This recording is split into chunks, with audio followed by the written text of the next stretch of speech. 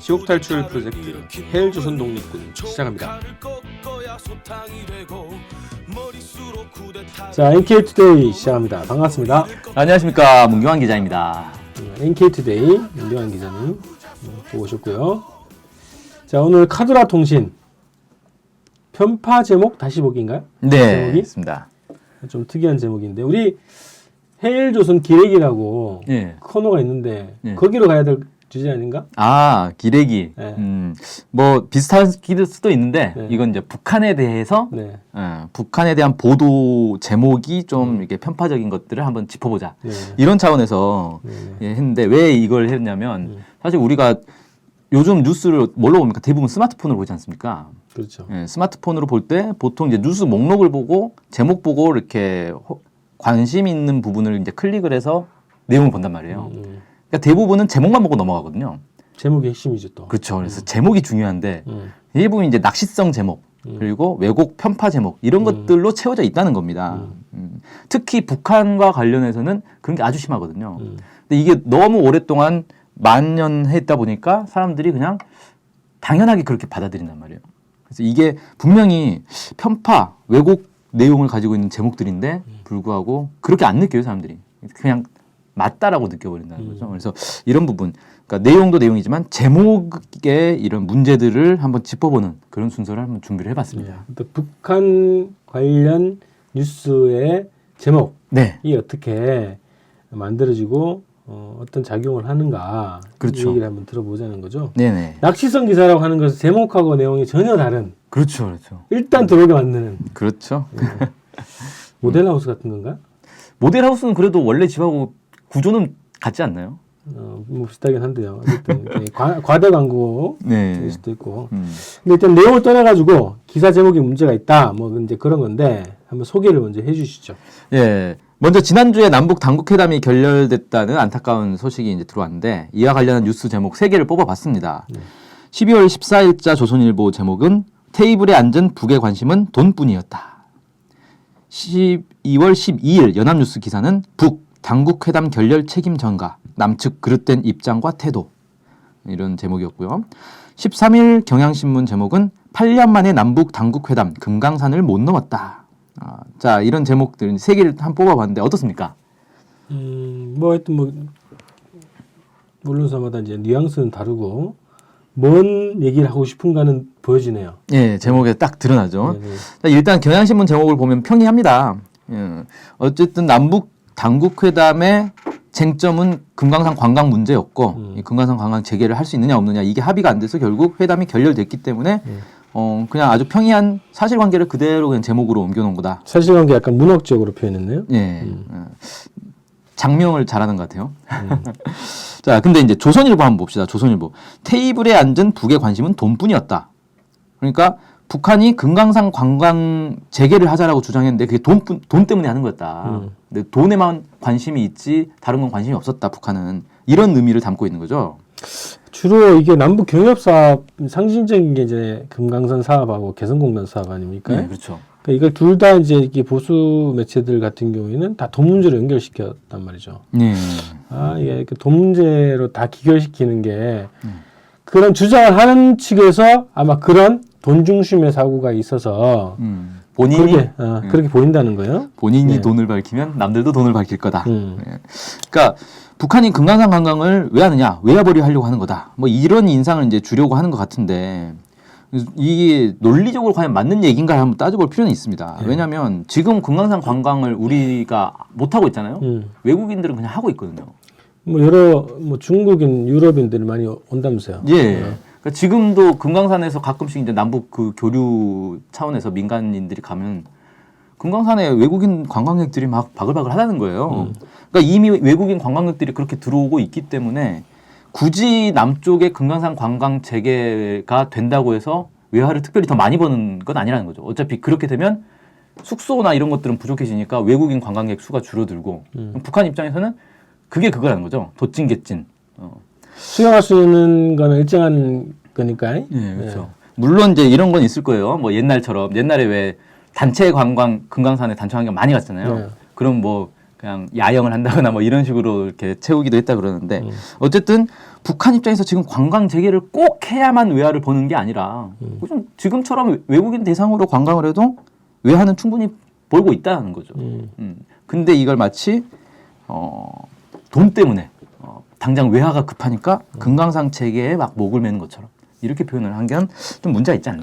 그죠. 어쨌든 지금 외화를 벌고는 있고, 근데 이게 문제가 좀 있어 보이는데 왜 이런 표현을 또 굳이 쓰는가, 조선일보는. 예. 그 뭐 조선일보의 의도는 저희가 알 수는 없겠죠. 근데 저희가 이제 우려하는 건 결과적으로 이런 제목을 통해서 사람들이 일단 제목을 보고 첫인상을 딱 가져버리는 거기 때문에 아, 북한이 지금 외화벌이에 목을 매고 있구나.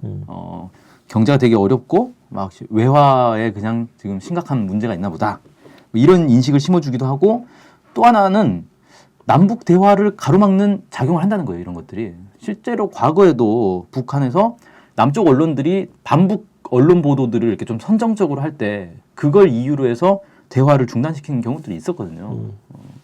이런 이제 왜 굳이 북한을 자극하는 이런 제목들을 뽑아가지고 남북 대화의 걸림돌로 작용하는 그런 결과를 낳는데 그렇게 하는지 좀 우려가 됩니다. 그래, 보통 이제 정상적이라면 원래 이제 우리가 헌법적인 그 가치 아닙니까? 평화통일이라고 하는 것이. 네. 그러면 그런 가치를 잘 실현하는 방향에서 언론이 그러면 저럴 수는 있죠. 합리적인 비판을 할 수 있어요. 상대 측이 우리가 통일로 가야 되는데 통일을 가는 과정에서 방해가 되는 어떤 정책이나 언행을 했다. 그럼 그런 걸 정상적으로 이제 비판을 할 수 있단 말이지, 이성적으로. 근데 그런 비판보다는 굉장히 선정적으로 이미지를 악화시키는 방향으로 보도를 하고 있는데, 여기 이제 연합뉴스 제목, 아까 이제 말씀하셨던 것처럼 당국 회담의 결렬 책임을 남쪽에 전가했던 이제 이런 얘기를 했어요. 네. 이건 또 어떻게 보십니까? 네. 자, 북한이 회담 결렬의 책임을 한국에 물은 건 사실이죠. 한국의 이 그릇된 입장과 태도 때문에 결렬된 거다라고 북에서 이제 밝혔기 때문에 네. 책임을 물은 건 맞는데 책임 전가라는 표현하고 책임을 물었다는 표현은 좀 다른 얘기예요. 책임 전가라는 건 뭐냐면 자기 책임을 남에게 떠넘긴다는 얘기 아닙니까? 내가 잘못해놓고 너 때문에 그랬어 라고 책임을 떠넘기는 걸 이제 책임 전가라고 하는데 그러면 이 연합뉴스의 제목만 딱 보면 아, 북한이 잘못해놓고 남쪽에게 떠넘겼구나.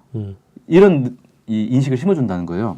그러면 실제 이번 회담 결렬이 누구 때문이냐, 북한 때문이냐, 남한 때문이냐, 그건 사실 논하기가 되게 어려운 문제인 거죠. 뭐 서로 잘못됐을 수도 있고. 예. 그러니까 남쪽에 있는 대북 전문가들조차 아, 이거 지금 한국 정부가 회담 자세에 문제가 있었다. 이런 식으로 평가하는 사람들도 많이 있거든요. 그런데 마치 당연히 남북 관계에서 어떤 회담 결렬이라든지 어떤 문제가 생기면 당연히 그건 북한 책임이고 한국 책임은 전혀 없고 그런데 북한이 한국을 비난하면 그건 책임을 전가하는 거고 이런 식의 제목들이 흔히 사용되고 있다는 거죠. 어쨌든 이 회담 결렬의 이 배경, 원인, 그리고 뭐 해법 이런 거를 찾기는 어려운 그런 기사네요. 그렇죠. 이것만 보면. 근데 보통 이제 어떤 사안이 있으면 우리가 지난주에 그 테러를 어떻게 근절할 것이냐 이런 얘기하면서도 네. 왜 발생하는 테러가 그렇죠. 원인을 알아야 대책을 세운다는 얘기했는데 그러니까 이 회담이 뭐가 이제 쟁점이 됐고 뭐가 풀리지 않았고 그래서 이 문제를 풀기 위해서 어떻게 가야 된다라고 하는 그런 분석 그런 게 이제 있어야 기사라고 할 수 있는 거란 말이죠. 그렇죠. 그러니까 제가 우려하는 건 뭐냐면은 언론에서 제목을 뽑을 때 혹은 기사 내용을 작성할 때도 그렇고 너무 일방적인 그러니까 남북 간의 어떤 얘기를 할 때 그냥 남쪽 중심으로 쓴다는 거예요. 근데 사실 그건 어떻게 보면 당연한 거잖아요. 왜? 남쪽 언론이니까. 그러겠죠. 남쪽 언론이 남쪽 중심으로 쓰는 건 맞는데 문제는 우리가 예를 들어 일본이라든지 중국이라든지 미국이라든지 이런 나라들과의 관계에서 어떤 문제가 있을 때 그걸 기사로 쓸 때는 한국 입장에서 쓰는 게 맞잖아요. 한국 언론이. 그렇죠. 근데 남북은 그런 특수한 관계가 아니라는 거예요. 적대적 관계라기보다는 이 통일로 가야 하는 특수한 관계이기 때문에 우리가 일방적으로 남쪽이 옳고 북쪽은 잘못됐다. 남쪽이 맞고 북쪽은 틀렸다. 이런 입장으로 기사를 쓰는 거는 결국 남북이 화해하고 서로 통일로 나아가는 데서는 부적절하지 않은가. 그런 걸 좀 고려해야 되지 않나. 최소한 중립적이고 객관적인 표현을 쓰는 게 맞지 않냐. 책임 전가라기보다는 책임을 물었다. 이렇게 표현해도 사실 큰 문제는 없는 거 아닙니까? 알려줘야겠네요. 네, 단어 하나가 사실 뉘앙스를 바꾼 건데. 이게 이제 그렇게 구도가 있어요. 북한 관련한 뉴스는 어떻게든 북쪽을 깎아내려야 된다. 이런 식으로 이거는 객관적이고 기사라고 볼 수는 없는 거죠. 엄격하게 따지면. 그래서 기사에 그리고 언론의 역할로 딱 보면 왜 일어났냐 이런 것을 분석할 줄 아는 그런 언론이 진짜 언론이겠죠. 네네. 다른 기사 또 제목이 있나요? 예, 이제 남북 그 당국 회담 말고 이제 몇 가지 좀 꼽아봤는데, 자 12월 9일 조선일보 기사입니다. 네. 골프장에 피자 가게까지 북 외화벌이의 골몰 이런 제목이 있습니다. 조선일보 다 돈 얘기네요. 그렇죠. 북한이 뭘 하면 다 외화벌이 이렇게 하는데. 돈 벌어야지. 네, 그렇죠. 아니 골프장, 피자 가게 이런 게 이제 외화 획득의 측면 분명히 있다고 봅니다. 왜냐하면 특히 이제 골프장 같은 경우 북한의 골프 인구가 많지 않거든요. 대부분 네, 여행객들을 위한 그렇죠. 해외에서 들어온 여행객들을 위한 거기 때문에 실제로 그 골프장 가보신 분들이 그 얘기 하더라고. 북한 골프장이 정말 좋은 게 기다릴 필요가 없다. 손님이 없어서 가면 바로 칠 수 있다. 그만큼 이제 북한의 자체에는 골프 인구가 그렇게 많지는 않고 그러니까 외화를 획득하기 위한 측면에서 만든 건 분명히 맞을 수 있습니다. 그런데 이거를 외화벌이라고 표현을 해버리면 어떻게 되느냐. 예를 들어 봅시다. 한국에서 올해 메르스 사태가 매우 심각하지 않았습니까? 네. 아주 큰 이제 상황이 있었는데 이 메르스가 확산이 되니까 해외 여행객들이 이제 해외에서 들어오는 여행객들이 줄어들 관광객 수가 감소할 위험에 딱 처한 거예요. 그때 당국에서 어떤 처방 내놓는지 혹시 기억나십니까? 글쎄요, 뭐죠? 만약에 외국 관광객이 한국에 들어왔다가 메르스에 걸리면 치료비를 주겠다. 이런 대책을 내놨어요. 누구 돈으로? 정부 돈이겠죠. 정부 당국에서 내놓은 발표인데. 이걸 보고 야 한국 정부가 외화벌이에 아주 그냥 뭐 냈구만. 그렇게 표현을 할 수 있다는 건데 어느 나라나 이건 마찬가지 아닌가요? 네네. 뭐든지 이렇게 관광 사업 아니면 무슨 시설 만들었을 때 이걸로 외화도 볼 수 있겠네. 이런 생각은 누구나 다 하는 건데 모든 북한에서 하는 이런 것들을 다 외화벌이의 골몰 이런 식으로 표현하면서 마치 돈만 외화만 벌기 위해서 이런 걸 만든다라는. 제가 그 고향이 안동이잖아요. 고향. 예. 안동에도 외화벌이에 지금 골몰하고 있어요. 외국인들이 주로 이제 민속촌 같은 데 있잖아요. 한옥마을 뭐 이런 거 한옥마을 이런 데를 좋아한다는 거예요. 그래서 그거를 관광 자원 해가지고 많이 홍보를 하거든. 외화벌이에 골몰하고 있는 거지. 그렇게 따지면. 요즘 뭐 지자체들이 다 그렇죠. 그래서 사회책 보면 우리 옛날에 배웠던 사회책 보면 외화 획득 이렇게 얘기했다고 그죠? 무효 잘해가지고 그렇죠. 외화 획득하자 뭐 이런 얘기 있었는데 외화벌이와 외화 획득은 뭔 차이인지 잘 모르겠네. 느낌이 좀 약간 천박하지 않습니까? 외화벌이 하면은. 뭔가 그죠? 외화 획득하면 건전한 경제 관계 정상적인 관계 같고. 피자 가게는 근데 외국인들만 가는 건가요?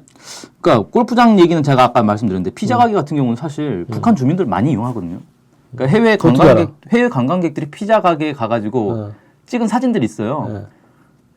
자기만 외국인이고 나머지 다 북한 주민들이더라고요. 동원한 사람이라는 주장도 있어요. 근데 사실 이제 뭘 우리가 알아야 되냐면 외국인 관광객이 한두 명이 아니거든요. 지금 북한에 들어가는 외국인 관광객이. 그러면 관광객 올 때마다 피자 가게에 동원을 해야 되니까 거의 상주를 시켜야 된단 말이에요. 근데 사진을 딱 찍은 걸 보면은 사람들이 계속 바뀌어요. 그러니까 엑스트라가 많다는 거죠, 지금. 네. 아니 그 주장은 네. 그 최근에 보안법 재판에서 예. 그 검찰 측 증인이 하는 주장 중에 하나거든요. 어떤 건데요? 평양 가서 이제 사진 찍어서 그 보여준 그 사진에 나오는 주민들은 다 이제 준비된 사람들이라는 거예요. 동원된 사람들이야. 관광객 사진 찍기용 엑스트라들을 쫙 곳곳에 배치해놓고. 그러니까 그런 주장도 지금 백주내전에서 있다는 거예요. 네. 근데 좀 황당한 주장이긴 하네요. 자, 여튼 북의 뭐 현황을 좀 깎아내리려는 이제 의도가 이제 보인다 이런 거죠. 그렇죠. 그러니까 저는 어떻게 생각하냐면은 북한의 현황들이 예전에는 그냥 숨겼단 말이에요.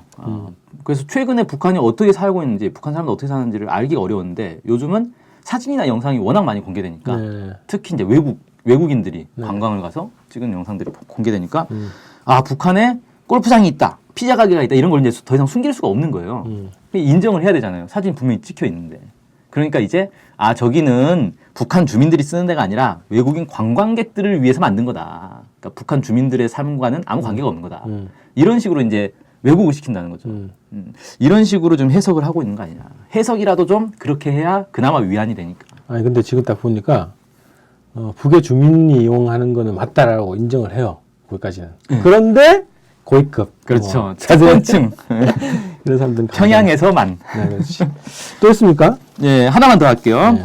연합뉴스 12월 8일 날 있었던 보도인데 북한 미 전략적 인내 정책 비난 완전한 실패작 억지 이런 이제 보도가 있었습니다. 잠깐만요. 이게 미국의 정책, 대북 정책을 비난했다는 뭐 네, 제목 그렇죠. 같은데 네네. 뭐 어떤 게 문제라고 보시는 거예요? 예, 얼핏 보면은 그래 북한이 미국의 대북 정책을 비난했다는 걸 그냥 보도한 거구나 제목을 그렇게 지은 거다라고 볼 수 있는데 마지막에 보면 억지라는 단어가 나와요. 그러니까 완전한 실패작이라고 북한이 평가를 했는데 그게 억지라는 거죠. 억지 주장이라는 거죠.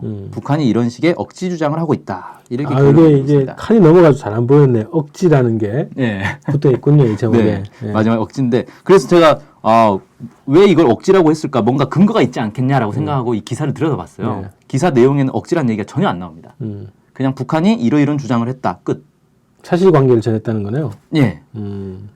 근데 그러니까 진짜 이제 하고 싶은 얘기는 제목에 딱 달고. 예, 제목에만 억지다, 억지 주장이다 이런 식으로 달아놓고 내용에는 아무 내용이 없이 그냥 사실관계만 딱 보도를 했다는 거예요. 참 특이하죠. 제목에다 억지로 집어넣었군요, 이게. 예. 억지를. 근데 보통 우리가 언론사 이제서 보도를 할 때 내가 하고 싶은 얘기가 있어요. 예를 들어서 북한이 저런 주장을 하는데 저건 억지 주장이다라는 얘기를 하고 싶어요. 그러면 어떻게 합니까? 기자가 북한이 이런 식의 억지 주장을 했다 이렇게 안 쓰거든요, 글을. 그럼 어떻게 써요? 누구 교수에 따르면 이렇게 쓴단 말이에요. 누구 교수는 북한의 이런 거는 억지 같습니다라는 평가를 했다. 이런 식으로 한다는 거죠. 그러니까 자기가 하고 싶은 말을 인터뷰를 해가지고 전문가의 말을 빌어서 하는 게 보통이란 말이에요. 네. 근데 북한에 대해서는 그런 식으로 안 하는 거죠. 그냥 곧바로 그냥 써버리네. 네, 그렇죠. 왜 전문가 인터뷰를 따서 하냐면은 언론사는 중립을 지켜야 되고 객관적이어야 된다라는 어떤 이 사람들의 인식이 있잖아요. 네. 거기를 만족시키기 위해서는 기자가 자기 생각을 최대한 드러내면 안 된다는 거죠. 그래서 전문가들의 말을 따와서 관계자의 말을 따와서 자기들이 하고 싶은 말을 하는 거란 말이에요. 그게 마치 객관적이고 중립적인 것 같으니까. 그게 이제 사실 언론사들이 하는 최소한의 포장인 거죠. 근데 북한과 관련해서는 그 정도의 포장조차 안 한다는 거예요. 네. 뭐 그렇게 해도 된다라는 또 분위기가 있으니까 그러겠네요. 예. 기본적으로 모든 대상들 중에 유일하게 북한에 대해서만 마음 놓고 자기의 어떤 그 생각을 이렇게 배설을 해도 되는 예. 그런 또 문화가 자리 잡고 있어요. 그렇죠. 자, 근데 이 미국의 전략적 인내 정책을 비난한 거는 공화당도 비난하고 막 그러는데 미국의 공화당. 그렇죠. 예. 미국 내에서도 비난을 하고 있죠. 북에 대한 뉴스만 어쨌든 중립 이런 거 뭐 객관성 이런 거 따지지 않는 그런 분위기가 있네요. 예, 그렇습니다. 그래서 저는 이게 왜 걱정이 되냐면은 그렇게 한 결과가 어떻게 되느냐. 그렇게 한 결과가 국민들의 대북 인식은 더욱 나빠진다는 거예요. 그리고 북한은 또 그 북한대로 북한 정부 당국에서는 한국 언론들을 다 모니터를 한다는 거죠. 모니터를 쭉 하다 보면은 저것들이 자기 욕하는 것밖에 안 한다는 거예요. 기분이 나쁘죠. 협상 안 해. 교류 끊어. 이렇게 된다는 거예요. 그러니까 남북 관계는 결렬되고 통일 멀어지고 결국 이게 우리한테 무슨 도움이 되냐 이거죠. 이런 식의 보도 행태가. 네. 그런 우려가 돼서 오늘 한번 쭉 짚어봤습니다. 맞아요. 이게 이제 그 아까 말씀드렸는데, 그러니까 정책에 대한 그죠? 북이 예를 들면 통일 정책이든 대남 정책이든 어떤 무슨 정책에 대해서 정상적으로 비판하고 평가를 할 수 있다고 보는데 비상적으로 그냥 이미지화 시키는 거, 악마화 시키거나 어떤 굉장히 막 그 돈만 추구하는 집단, 비성적인 집단으로 이렇게 이미지화 시키는 건 언론의 역할이 아닌 거죠. 근데 어쨌든 그 통일을 좀 거부하는 이런 쪽에서는 뭐 이런 논조를 계속 유지하고 그걸로 이제 밥을 먹고 사는 것 같습니다. 네. 자, 여기까지 해서 카나다 통신 편파 제목 다시 보기 마치고요. 엄마.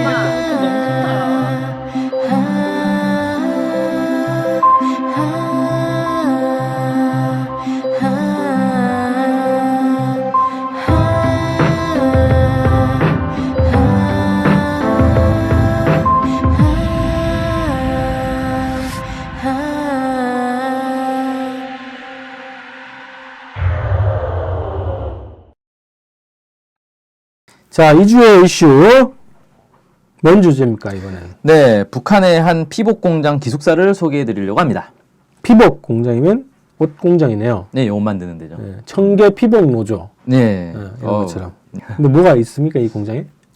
공장이 특별한 건 아니고 이 기숙사를 네. 제가 소개를 시켜 드리려고 하는데 그 이유가 뭐냐면은 북한 공장에 기숙사가 사실 많이 있습니다. 특히 이제 미혼 남녀들을 위한 기숙사들이 많이 있는데 결혼하면 이제 뭐 집으로 들어가겠지만 오늘 이제 굳이 이걸 또 소개시켜 드리려고 하는 게 뭐냐면은 황해북도에 있는 공장이다. 네. 그러니까 우리가 흔히 북한의 어떤 이제 시설들, 뭐 발전된 모습들 이런 것들 보여줄 때 북한은 평양만 저러는 거야. 지방은 낙후돼 있어. 이런 얘기 많이 하잖아요. 그래서 지방은 어떤가? 지방에 있는 기숙사, 지방에 있는 공장 기숙사는 시설이 어떤가? 이런 것들을 좀 소개시켜 드리려고 준비를 해봤습니다. 네. 황해북도 피복 공장. 황해북도는 평양 위쪽인가요? 아래쪽이죠. 아래쪽인가요? 네. 황해남도가 더 이제 아래쪽이고. 황해남도, 황해북도, 평안남도, 평안북도구나. 네, 황해북도는 이제 내륙 쪽이죠. 황해남도가 네네. 이제 바다 쪽이고. 여기 피복 공장에서 어떤 게 있는지 일단 공장 이름이 뭐죠? 여기가? 네. 그 황해북도 경암산에 있는 은하피복 공장이라고 하고 최근에 이제 기숙사를 새로 지었습니다. 네. 공장 기숙사는 이제 노동자가 먹고 자는 곳이죠. 네네. 낮에 일하고 밤에 이제 잠자는 곳인데 그러면 잠자는 곳만 있어요? 기숙사가 네. 기본은 이제 잠자는 곳이죠. 네. 근데 문제는 공장 안에 기숙사도 있고 공장도 있으니까 그냥 같은 구역 안에서 계속 왔다 갔다 하는 거잖아요. 다람쥐 쳇바퀴 돌듯이. 네, 사람들이 얼마나 답답하겠습니까? 답답하겠네. 직장 바로 옆에 집이 있다고 생각해 보십시오. 아니면 직장 위층이 우리 집이다. 그러면 정말 좋지. 좋은가요? 출퇴근은 정말 편하겠죠. 애 보기도 좋고. 그런데 네. 좀 이제 답답하단 말이에요. 사람들이 좀 이렇게 또 밖에 나가서 이렇게 좀 이렇게 돌아다니기도 하고 바람도 쐬고 그래야 되는데 그래서 기숙사 내에 다양한 시설들을 좀 갖춰 놓습니다. 그래서 기본 이제 침실이나 식당, 목욕탕 이런 건 기본이고 미용실, 체육실, 과학기술 보급실 뭐 이런 모든 시설이 다 갖춰졌다. 이렇게 홍보를 하고 있습니다. 이게 공장 부지 안에 네. 그 생산 라인도 있고 예. 이쪽 기숙사가 있다는 거잖아요. 그렇죠. 이 기숙사 건물에 네. 다양한 시설이 있다는 거잖아요. 그렇죠. 그럼 공장 밖에 못 나가는 거예요. 그렇죠. 못 나가더라도 답답하지 않게. 사진을 봐야 좀 알 수 있을 것 같은데. 시설. 예, 그렇죠. 예, 근데 사진은 저희 이제 NK투데이 홈페이지에 들어오셔서 사진을 보시면 될 것 같고요.